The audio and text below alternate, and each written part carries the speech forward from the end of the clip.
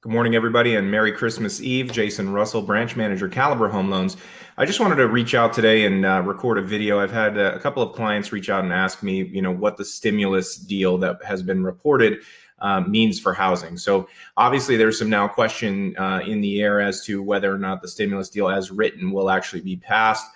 President Trump did push back on some items, and it seems like now there's some grandstanding and politicking going on. So assuming that the stimulus deal gets passed as it stands, I did want to spend a few minutes to talk about what's in it as it relates to housing. So a couple of things. Let's start with renters. So there was an eviction moratorium in place as part of the CARES Act from March, and that was set to expire the end of this month on December 31st.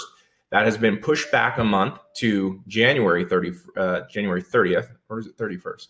You have to count your knuckles. I think it's 31st. I think there's 31 days in January. So January 31st is pushed back a month, hopefully to give some time to kind of work out a longer term solution. I'm more concerned about renters right now than I am with homeowners as it relates to, making payments and that kind of thing, just because, if you've got a landlord who has a mortgage, in a lot of cases, they may not have been able to get any assistance, right? So they may not have been collecting any rent. They rely on that rent to make that mortgage payment. If those landlords get foreclosed on, that's going to put the renter out regardless of the eviction moratorium, number one.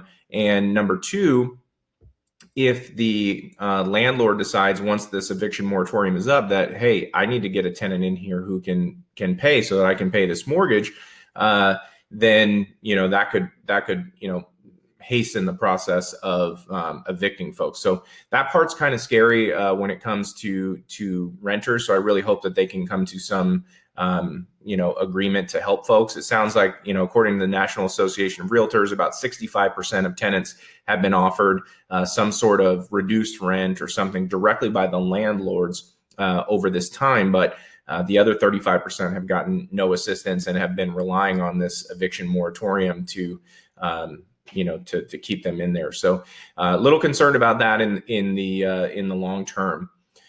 In terms of what else the stimulus package has for renters, there is $25 billion going towards rental relief programs.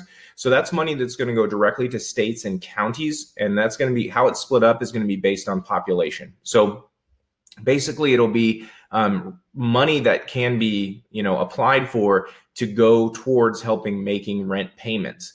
Now, it's designed for people making less than 80% of the area median income. So in other words, that median income in Solano County is about $76,000 a year to be under that 80%. And then in Sacramento, it's about $69,000 per year.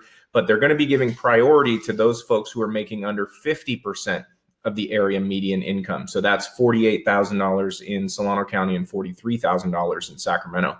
So if you do, if you fall under this window and, your landlord is unwilling or unable to provide any help when it comes to rent and is still expecting that rent to be paid, these programs might be something that might be worth looking into.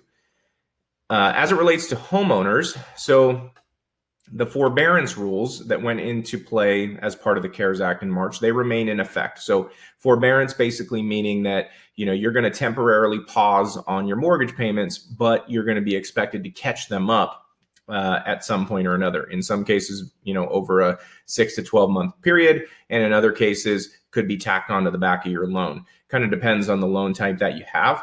So those rules kind of remain in effect.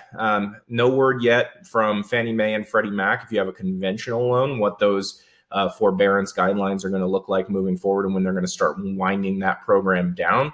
If you have an FHA loan, the government is basically asking that you make sure you contact your servicer and put in an official request for forbearance by the end of this month, so by December 31st. So those are really the two aspects that directly impact housing, either for renters or for homeowners. Obviously, there's the stimulus checks and all the other stuff we can talk about, whether it's enough or too much, or any other aspects of the omnibus that are all part of that. But that's kind of where we stand from a housing aspect. I will be recording a video here very soon, just talking about my 2021 predictions for both the housing market and the mortgage market. So keep an eye out for that. If you have any questions or if there's anything I can do for you in the meantime, please don't hesitate to reach out. Otherwise, again, I hope you guys have a very Merry Christmas. And for those who celebrate and observe, Happy Hanukkah and Happy Kwanzaa. Talk to you soon.